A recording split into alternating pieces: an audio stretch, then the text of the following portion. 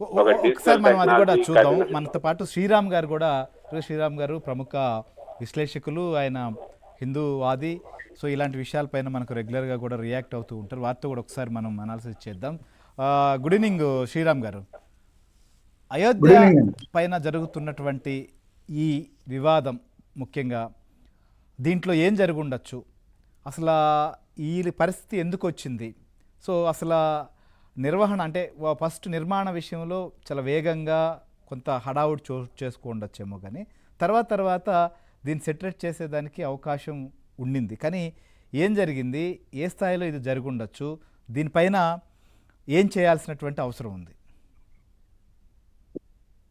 దీని మీద ఒక్క మాటలో చెప్పాలి అంటే ఇక్కడ ఎవరు చేశారు, ఏం చేశారు అనేది యోగి సర్కార్ చెప్తుంది. కానీ ఓవరాల్ గా హిందువుల వైపు నుంచి చూస్తే కూడా ఇది ఒక మాటలో చెప్పాలంటే శ్రీరామ్ నినాదం, జై శ్రీరామ్ నినాదం మాటన జరిగిన ఒక వెన్నుపోటు, హిందువులకు జరిగిన ఒక వెన్నుపోటు.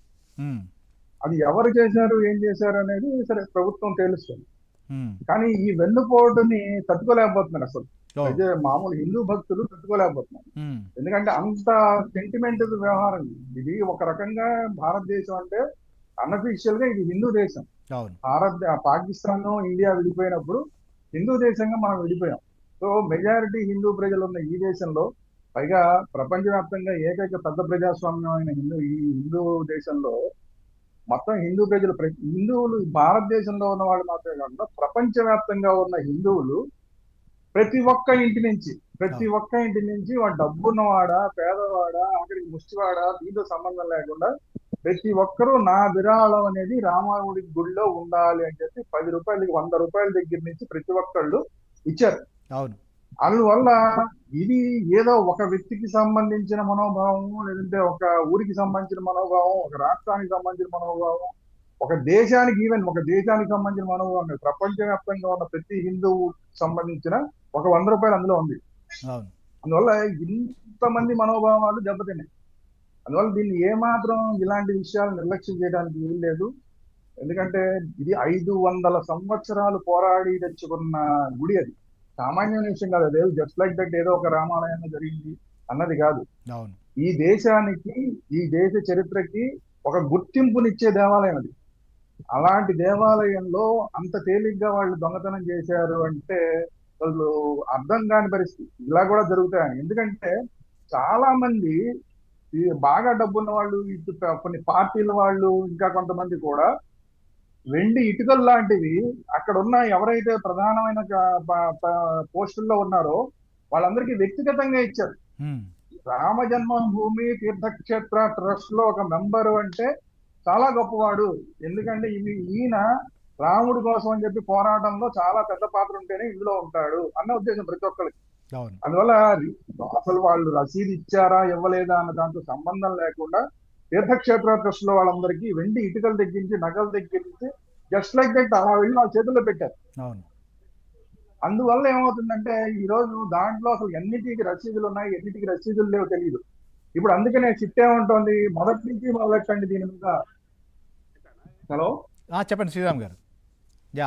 ఇప్పుడు దీని గురించి ఇప్పుడు మామూలుగా మనకు కనబడుతున్నది ఏంటి, 40 రోజుల్లో 72 దొంగతనాలు జరిగినాయని ఏదో మొదలు పెట్టారు. అవునవును. అంటే దాంట్లో ఎవరు వాదిస్తున్న దాంట్లో క్లారిటీ లేదులేండి. ఇప్పుడు సిట్లో తేలాలి మీరు అన్నట్లుగా.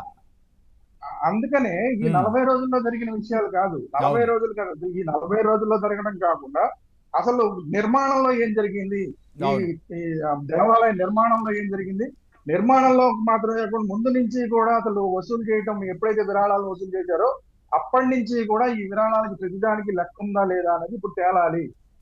ఇది ఏదో 4-5 అరెస్ట్ చేశాము, వాళ్ళ మీద కేసులు పెట్టాము అనేది కాదు. టోటల్ వ్యవహారానికి సంబంధించి మొత్తం పునర్విచారణ జరగాలి అనేది ఇప్పుడు అందరూ డిమాండ్ చేస్తున్న అంశం. ఓకే. అయితే ఇంత జరిగిన దాంట్లో పెద్ద పెద్ద వ్యక్తులందరూ అక్కడ కూర్చుని ఉన్న వాళ్ళు వీళ్ళు చేస్తారా అన్న ఆశ్చర్యానికి గురయ్యే వ్యక్తులు ఉన్నారు. అవును. రామ జన్మభూమి పోరాటంలో ఉన్న వాళ్ళందరూ అక్కడ కూర్చుని ఉంటే అలాంటి వాళ్ళు కూర్చున్న దగ్గర వీళ్ళు జరిగిందా అంటే అంటే రాముడి కన్నా కూడా డబ్బు అనేది ఒక బలహీనతగా మారిపోయిందా కొంతమందికి. అన్ని సంవత్సరాలు చేసిన పోరాటం పోయి ఎదుర్కొన్న డబ్బులు కనబడితే ఆ పోరాటం అంతా పోయి డబ్బులకి లొంగిపోయారా అనేది చాలా బాధాకరమైన విషయం. అవును. అయితే ఇక్కడ కొంతమంది దీన్ని అంటే ప్రతిపక్షాలు అనుకోవచ్చు, లేకపోతే ఆ, అటు ఉత్తరప్రదేశ్ సర్కార్ పైన కావచ్చు, కేంద్ర ప్రభుత్వం పైన కూడా దీని మీద విమర్శలు చేస్తున్నటువంటి పరిస్థితి. సో సాక్షాత్తు బాలరాముడి ఆలయంలోనే ఇలాంటి పరిస్థితి ఎదురైతే అసలు ఏం చేస్తున్నాయి ప్రభుత్వాలు అని చెప్పి విమర్శలు చేస్తున్నారు ఒక అంశం. రెండోది అంటే ప్రతి ఒక్కరూ మీరు అన్నట్లుగా భాగస్వామ్యం దీంట్లో ఉంది, అందరికీ సెంటిమెంట్ ఉంది. దీన్ని కూడా కొంతమంది ప్రశ్నిస్తూ హిందూ ఆలయాల్లో ఈ రకమైనటువంటి పరిస్థితి ఉందని ఎస్టాబ్లిష్ చేసేదానికి వాడుకునేటువంటి ప్రయత్నం కూడా, కొన్ని కుట్రలు జరుగుతున్నాయి అనేది కూడా కొందరి ఆందోళన. దీనికి ఏం చెప్తారు మీరు? అలాంటి పరిస్థితి ఉందా? దీనికి మీరు ఇచ్చేటువంటి సమాధానం ఏంటి? అయితే సెంటిమెంట్ పరంగా చూస్తే అది ఇప్పుడు అక్కడ యోగి ఆదిత్యనాథ్ అంటే స్వయంగా ఆయనే ఒక సాధువు, ఆయనే ఒక యోగి. వాళ్ళ ఇంట్లో వాళ్ళు ఇప్పటికీ వేరే వేరే రాష్ట్రాల్లో, వాళ్ళ సొంత రాష్ట్రాల్లో టీ బడ్డీ పెట్టుకుని టీలు అమ్ముకుని బతుకుతున్నారు. చిన్న చిన్న షాపులు పెట్టి బతుకుతున్నారు. అంటే యోగి ఆదిత్యనాథ్ ఎంత నిస్వార్థంగా ఉంటాడు. అలాంటి ఆయన ముఖ్యమంత్రిగా ఉన్న చోట ఇది జరిగిందంటే అందరికీ ఆశ్చర్యంగా ఉంది. ఇది కాకుండా ఈ గుడికి సంబంధించిన ప్రతి వ్యవహారాన్ని కూడా స్వయంగా ప్రధానమంత్రి పర్యవేక్షించారు. అందువల్ల ఆయన పర్యవేక్షణలో ఉన్న కమిటీలో కూడా ఇలాంటివి జరిగినాయంటే అందరికీ ఆశ్చర్యం. But at the same time దీన్ని రాజకీయంగా ఉపయోగించుకోవడం అనేది కరెక్ట్ కాదు. ఎందుకంటే సహజంగా రాజకీయంగా పార్టీలు ఉపయోగించుంటాయి, కానీ ఏదో ఒక గుడిలో జరిగిన దీన్ని ఇంత రాద్ధాంతం చేస్తున్న ఈ పార్టీలు మేమేమంటామంటే, సరే దీని మీద ఖచ్చితంగా ఎవరైతే ఉన్నారో వాళ్ళ మీద ఖచ్చితంగా యోగి సర్కారు బుల్డోజర్లు ప్రయోగించాల్సిందే. వాళ్ళు హిందువులా, అంతకుముందు పెద్ద పెద్ద సంస్థల్లో పనిచేసిన వాళ్ళ, లేదంటే ఇప్పుడు పెద్ద కమిటీలో ఉన్న కమిటీలో ఆ ట్రస్ట్ లో ప్రధానమైన వ్యక్తుల, ఇవన్నీ పక్కన పెట్టి ఎవరైతే తప్పు చేశారో వాళ్ళందరి ఇళ్ల మీద కూడా బుల్డోజర్లు అనేది వెళ్ళవలసినదే. ఎందుకంటే మిగతా వాళ్ళకి ఒక రూలు, వీళ్ళకి ఒక రూలు ఉండటానికి వీల్లేదు. ఒకవేళ అలా జరిగితే కనుక అప్పుడు రాజకీయంగా నష్టం జరుగుతుంది.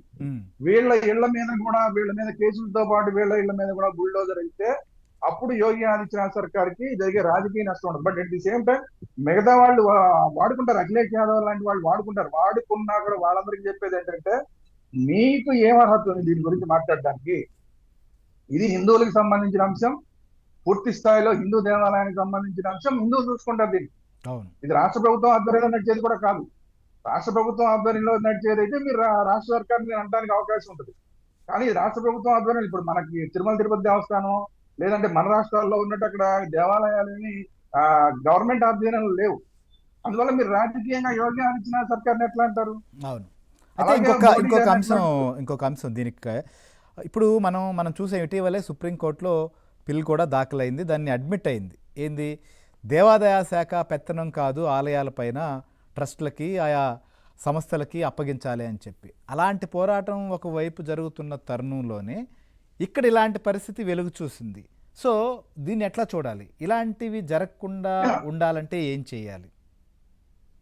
ఇది ఒక లెసన్. ఎందుకంటే మామూలు హిందువులు ఆధీనంలో ఉన్న దేవాలయాల్లో పూర్తి స్థాయిలో ఇంకా అన్నీ కూడా జరగట్లేదు. అంటే పూర్తి స్థాయిలో కట్టుదిట్టమైన భద్రతా ఏర్పాట్లు ఇంకా జరగట్లేదు. ఇంకా కట్టుదిట్టం చేయాలన్న దానికి ఇది ఉదాహరణకి మనకి టీటీడీ ఉంది. టీటీడీలో ఎంతో కట్టుదిట్టమైన ఏర్పాట్లు ఉన్నాయి మనకి పరకామణి విషయంలో. ఆ స్థాయిలో ఏ గుళ్ళో లేదు. ఆ స్థాయిలో నార్త్ ఇండియాలో ఉన్న ఏ గుళ్ళల్లోనూ ఆ స్థాయిలో లేవు. ఆ స్థాయిలో చెయ్యాలి. అంత స్థాయిలో ఉన్నా కూడా మన పరకామణిలో కొన్ని కేసులు వచ్చినాయి కదా. అక్కడ కూడా చేతివాట ప్రదర్శించారు కదా. కాబట్టి ఇప్పుడు లేటెస్ట్ టెక్నాలజీని వాడుకుని తిరుమల తిరుపతి దేవస్థానాన్ని ఒకసారి అధ్యయనం చేసి, అక్కడ ఉన్న పరకామణి వ్యవహారాన్ని అర్థం చేసుకుని దాని మీద అధ్యయనం చేసి ఆ విధమైన ఏర్పాట్లు మొత్తం అన్ని దేవాలయాలను చెయ్యాలి. ఇది హిందువులకి ఒక లెసన్. ఇప్పుడు జరుగుతున్నది హిందువులకి రేపొద్దున, ఎందుకంటే ఆంధ్రప్రదేశ్ లో దేవాలయాలని హిందువులకు అప్పచెప్తారు. అప్పుడు అయోధ్య రామాలయం లాగా జరగకుండా ఉండడానికి ఏం చేయాలంటానికి ఇప్పుడు ఈ మొత్తం జరిగే వ్యవహారం అంతా కూడా ఒక లెసన్. ఇది పక్కన పెడితే రాజకీయంగా దీన్ని వాడుకునే వాళ్ళకి సమాధానం ఏంటంటే, మీరు అనేకమైన పెద్ద పెద్ద చర్చల్లో అనేకమైన లోపాలు జరుగుతున్నాయి, వాటి మీద మీరు ఎప్పుడన్నా మాట్లాడారా? ఇప్పుడు వక్ఫ్ బోర్డు సంబంధించి లేటెస్ట్ గా నిన్న మొన్న ఒక కేసు వచ్చింది కర్ణాటకలో అనుకుంటా. ఒక ఊరిని కూడా వక్ఫ్ బోర్డు మాకు సంబంధించిన ఊరు అని చెప్పి ప్రకటించారు. అంటే అక్కడ దేవాలయాలు ఉన్నాయి, హిందువులకు సంబంధించిన అనేక ప్రార్థనా స్థలాలు ఉన్నాయి, అయినా సరే ఊరిని వక్ఫ్ స్థలం అని ప్రకటించేశారు. ఇలాంటి వాటి మీద మీరు ఎప్పుడన్నా మాట్లాడారా? వక్ఫ్లో అసలు మొత్తం జరుగుతున్న వ్యవహారాల్లో ఎప్పుడన్నా మాట్లాడారా? పెద్ద పెద్ద మసీదులకు సంబంధించి ఆ ట్రస్టులకు సంబంధించిన విషయాల్లో మీరు ఎప్పుడన్నా ఎక్కడ ఏం జరుగుతుందని మీరు చూసారా? వాటి మీద మాట్లాడారా? వాటి మీద కూడా మీరు మాట్లాడితే ఇది కూడా ఒక హిందువుల చేతుల్లో ఉన్నది, ప్రభుత్వం చేతుల్లో ఉన్నది కాదు. మరి మళ్ళీ చెప్తున్నా, ఇది ప్రభుత్వం చేతుల్లో లేదు. మీరు ఒక మసీదు గురించి కానీ, లేదంటే ఉదాహరణకి చెప్తున్నా, ఒక సిఎస్ఐ అంటే సిఎస్ఐలో జరుగుతున్నాయని నేను అర్థం కాదు. అలాంటి పెద్ద పెద్ద చర్చలు అంటే కొన్ని వేల కోట్ల రూపాయలు ఆ ఆస్తులు ఉన్న చర్చిల్లో ఏం జరుగుతుందో మీరు ఏనాడన్నా ఆడిట్ గురించి అడిగారా? మీరు వాటిల్లో ఆడిట్ గురించి అడిగితే మీకు దీంట్లో ఆడిట్ గురించి అడగడానికి మీకు అర్హత ఉంటుంది. మీకు అర్హత లేదు. రాజకీయంగా దీని గురించి మాట్లాడే అర్హత లేదు.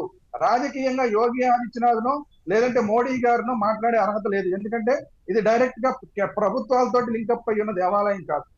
ప్రభుత్వాలు మీరు అంటే తిడతారు, రాజకీయంగా అట్లా మాట్లాడతారు. మీరు మాట్లాడితే అక్కడ ఏం జరిగిందో దాని గురించి మాట్లాడారు. అక్కడ ఏం జరిగిందో మీరు దాని గురించి మాట్లాడాలన్నా కూడా మీరు ఇంతకు ముందు ఏదైనా మీకు చరిత్ర ఉండాలి. ఒక మసీదుల గురించి మాట్లాడిన చరిత్ర, లేదంటే ఒక చర్చిల గురించి ఏం జరుగుతోంది అన్న దాని గురించి చర్చ మీరు ఎప్పుడన్నా చేసుంటే అప్పుడు దీని గురించి మాట్లాడడానికి కాకుండా అసలు రాజకీయ నాయకులకు దీనికి సంబంధం ఏంటి? రాజకీయాలు దీంట్లో చెప్పించాల్సిన అవసరం ఏంటి? ఈ మొత్తం వ్యవహారాన్ని గురించి నేను స్పష్టత ఇస్తున్నాను. ఇది ఒక దేవాలయం. మా సెంటిమెంట్ల గురించి నేను ఆల్రెడీ చెప్పా. అది పక్కన పెడితే ఇది ఒక హిందూ దేవాలయంలో జరిగిన వ్యవహారము. దీని గురించి హిందూ భక్తులు, అక్కడ ఉన్న ట్రస్ట్ బోర్డు చూసుకుంటారు, దీన్ని పోలీసులు చూసుకుంటారు. దీంట్లో రాజకీయాలకు సంబంధం లేదు. ఇది రాజకీయాల్లో బీజేపీ పార్టీకి సంబంధం లేదు, రాజకీయంగా ముఖ్యమంత్రికి సంబంధం లేదు, రాజకీయంగా ప్రధానమంత్రికి సంబంధం లేదు. అదే సందర్భంలో రాజకీయంగా అఖిలేష్ యాదవ్ కో ఇంకో సంస్థకో లేదంటే కాంగ్రెస్ పార్టీకో దీంతో సంబంధం లేదు. ఇది మా అంతర్గత విషయం. ఇది టోటల్ గా హిందువులకు సంబంధించిన అంతర్గత విషయం.